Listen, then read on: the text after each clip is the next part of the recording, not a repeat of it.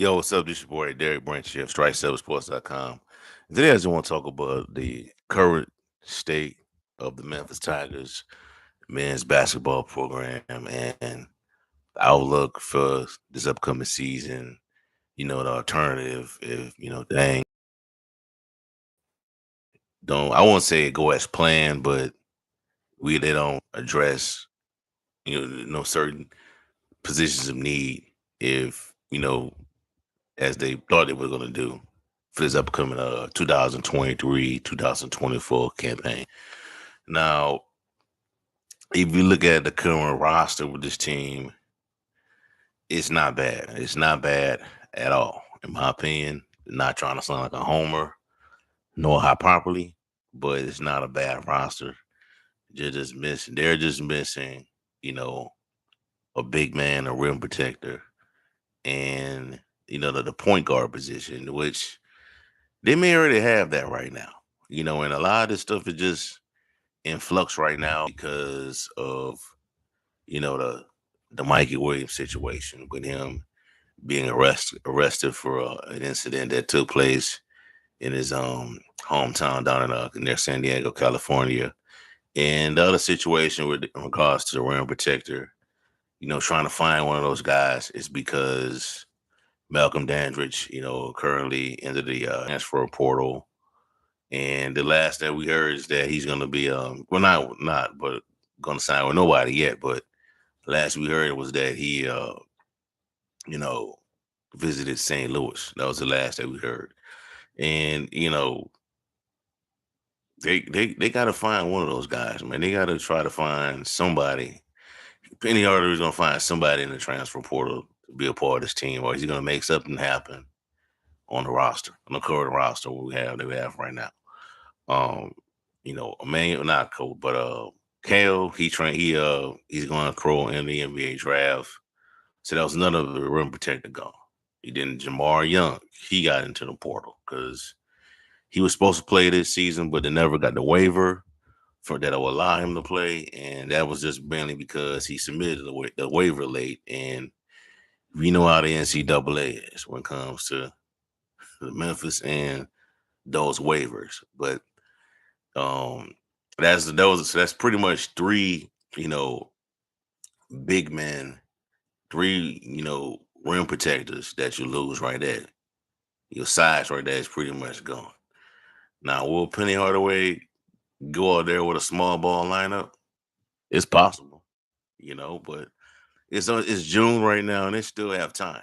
They still have time to make things happen, you know.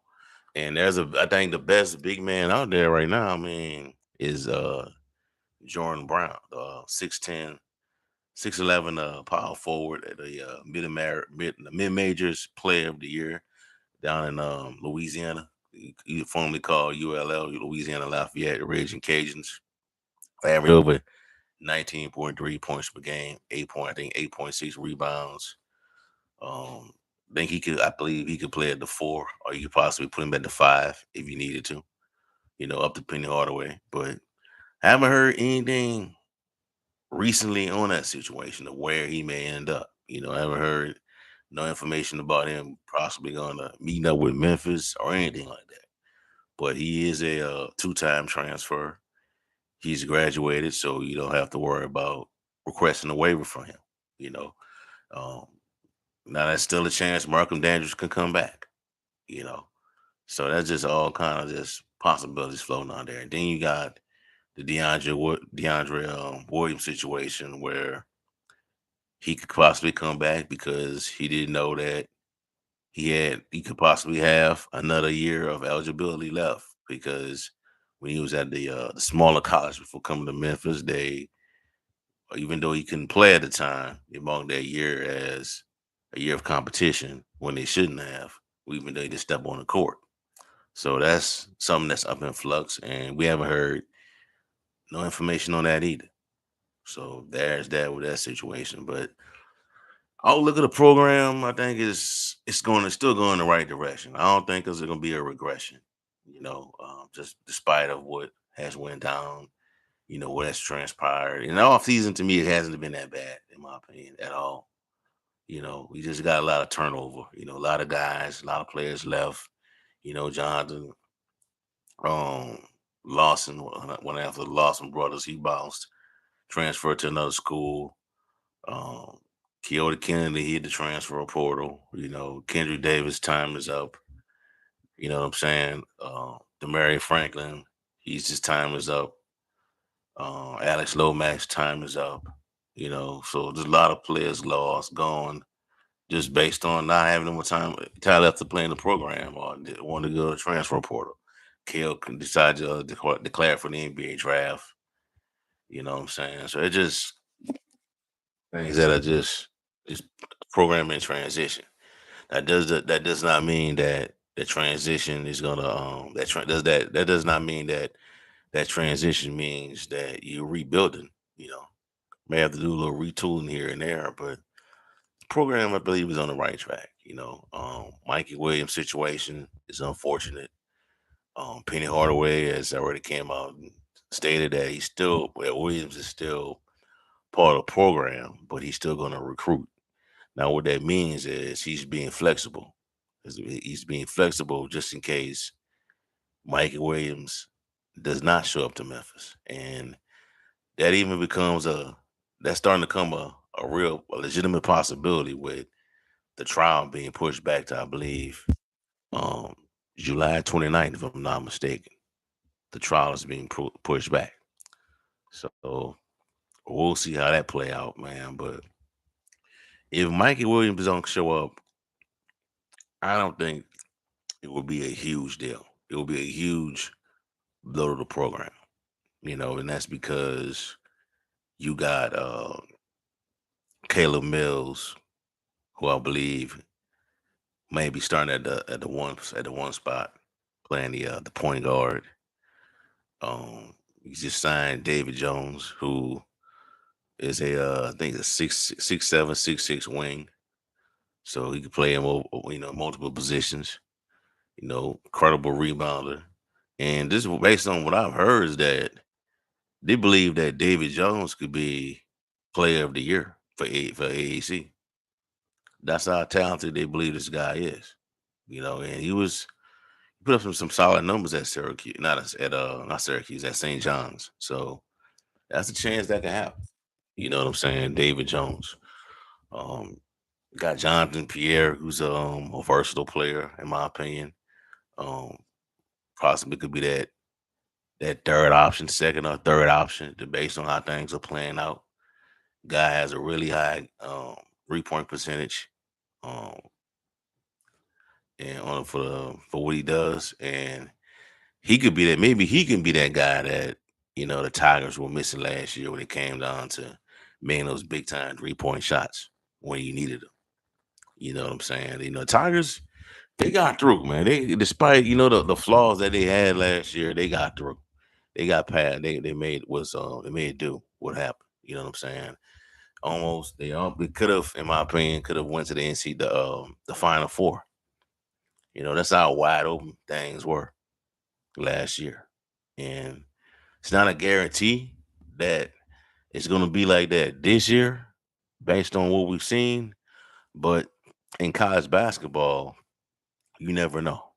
You never know which team ain't gonna show up to play or which team is gonna want it more. You know, this ain't the end up. They're not. It's not the NBA way. It's a 7-game series, playing best out of 7. It's one game. You go home. That's all you gotta do. You gotta beat Duke one time. Beat Kentucky one time. Beat North Carolina one time. You know what I'm saying? So it's not the end of the world. You know what I'm saying? They still have a shot. You know, even if they don't, even if Mikey Williams don't show up to this program, they don't go out and get a traditional, conventional big man to fill those needs. I still believe that this program could excel. And I know a lot of people are talking about FAU and how they could possibly be the big dogs of the program, of the new look AAC this season, because they're bringing back a lot of veteran personnel to this season with Dusty May. It's possible, man, but I don't think. it's gonna be a. I don't think they're gonna be a version of Cincinnati, not Cincinnati. I don't think they're gonna be the new version of Houston for Memphis, where it just can't get over the hump and can't beat them. You know, well, Memphis beat them last year for the, beat them. They beat them last year, and the year prior when they swept them in the both in the regular season and the off season, not off season, the regular season. Yeah, and both matchups during the regular season, but lost to them in the final round of the AAC tournament. I don't think they become a juggernaut like Houston, but we'll see how it play out. I think the more interesting team, the bigger threat to Memphis could be Tulane, though. Because I'm hearing that they're building up a nice squad up there. You know what I'm saying, down in New Orleans with Ron Hunter. So they could upseat. They could knock off FAU. You know what I'm saying? They may be a challenge compared to the Owls, to the other team. And Memphis did lost to Tulane in both matchups last year. In both regular season matchups. The first one was so it was just pretty much all Tulane. Second matchup was close, went to overtime.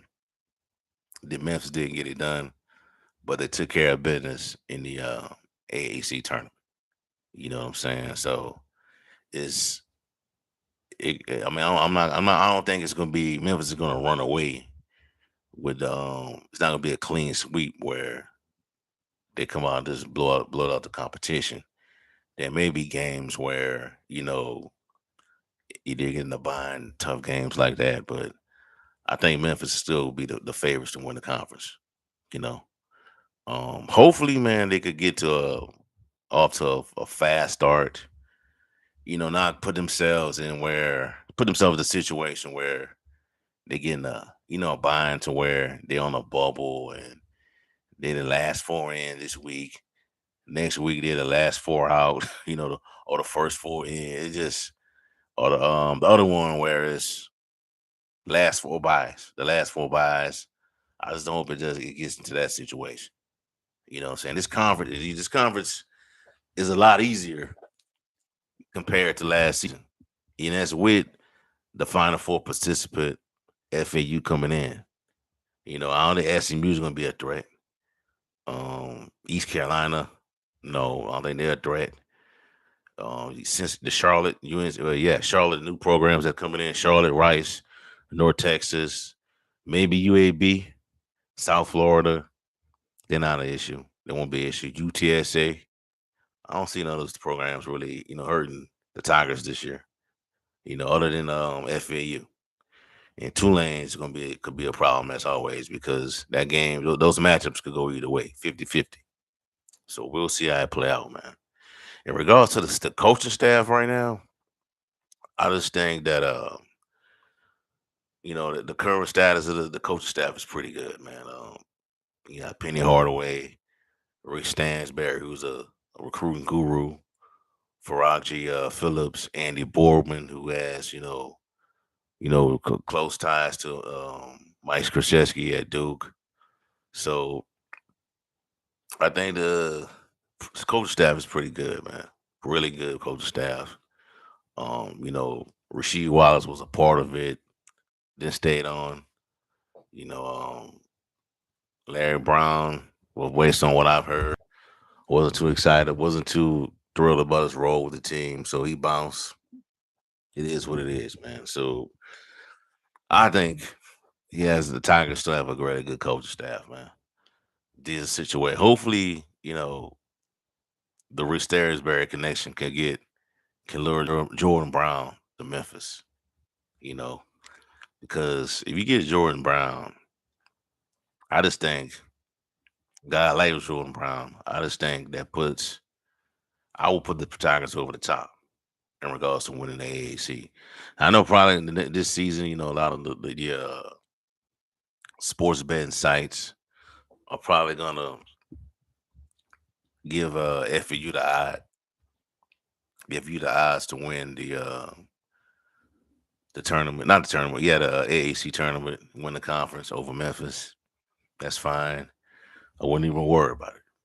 But this conference is a lot easy. This conference is a lot easier to win compared to previous years. Now, if Memphis doesn't get it done, it's because they beat themselves.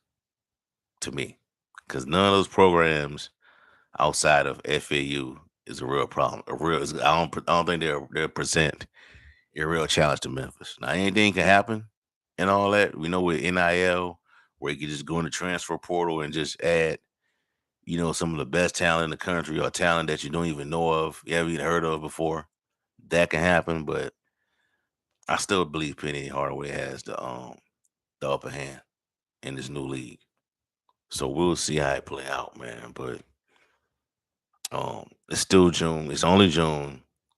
You still have time left. They still have time left to, you know, add those two missing pieces. And if they don't add those two missing pieces, I believe the Tigers are going to be in good shape. Still be in good shape with Caleb Mills running the park guard position. He may not be Mikey Williams, or he may not have the dynamic ability of Kendrick Davis, but he still can get it done. Really high, effective 3-point shooter. Could be a floor general if you need him to.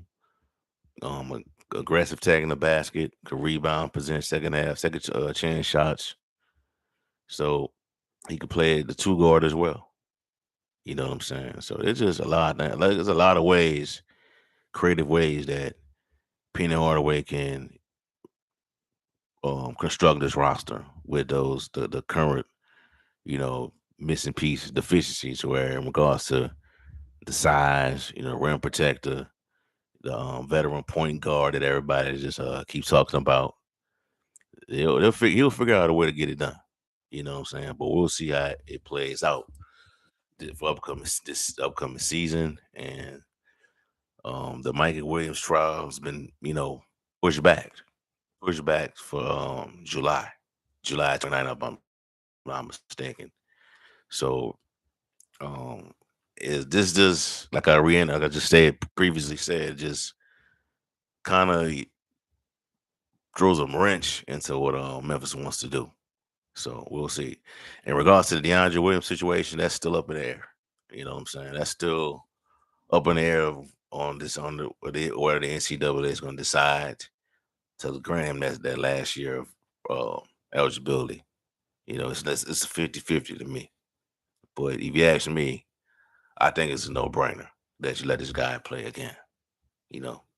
So, and I know there's going to be jokes during the commentary with certain commentators talking about his age, that he's about to be 27 years old. It's gonna be all on Twitter and Facebook and everything. Every message board and Facebook group. We're gonna talk about it, but I don't even care. You shouldn't even, as a Tigers fan, you shouldn't care about that, because with this dude on the court, with DeAndre Williams on the court, Memphis is a really good team. They're better than what they are right now. Really better, and probably one of the best teams in the country. Definitely a ranked team. Because last year they didn't get ranked till the end of the season. That's how good Memphis is. They think that a lot of people, this guy from the national media believes that he's like a top in the country. You know, um, France Frachella, ESPN broadcaster, former coach, called Williams one of his favorite players in college basketball. Thank to his rare combination of talent, passion, and IQ. He said, I would say Memphis will move up 20 spots in the preseason rankings, said for Shelley, if he gets eligible. He's one of the 10 to 15 best players in the country. End quote. So 20 spots in the preseason rankings? 20 spots. That's a lot of spots, man. You know what I'm saying? So that's how much people respect DeAndre Williams from a basketball standpoint. He is that good, man. Rim protector, could shoot, got a nice mid range, aggressive, could push the ball up the court, you know, leader. You know what I'm saying? So if you bring him back, man, and my and that and the chance and Mikey Williams doesn't come back, this program is gonna be fine. It's fine right now, but this program, I think Memphis will be a lock to win the AAC, the AAC, and avenge the loss to us, Florida FAU for this upcoming season. If you bring back DeAndre Williams, because I don't think that's going to happen this time around. I just don't. You know, and that again, that loss, Williams was in foul trouble.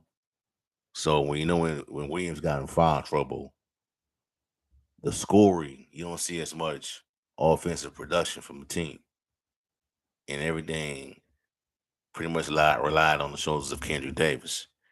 But in that same token, they did a good job of defending Williams and both Williams boys. DeAndre Williams and Kendrick Davis. You know what I'm saying? So yeah, I meant to say DeAndre. I meant to say Williams and Davis. That's what I meant to say. But and so that pretty much took out a lot of scoring options for Memphis. But hopefully this year they can have that third reliable guy to depend upon in that buying this year. So we'll see how it play out, man. Going forward. But my outlook on this team is that it's in good shape right now. It's in good shape right now. Just got to address those last two needs, and if that doesn't happen, I'm more to sure that Penny Hardaway is going to have a plan, to come up with a plan to where he can construct that roster to where it won't be in a bind. So we'll see how it play out. All right, so all I have for right now, man. Give me a like, comment, subscribe to that channel. Let me know how you feel with the projected outlook of the Memphis Tigers men's basketball program going forward. Also, check out strike7sports.com for latest content on the Memphis Tigers and the Memphis Grizzlies. Content. Have a blessed night. Peace. I'm out.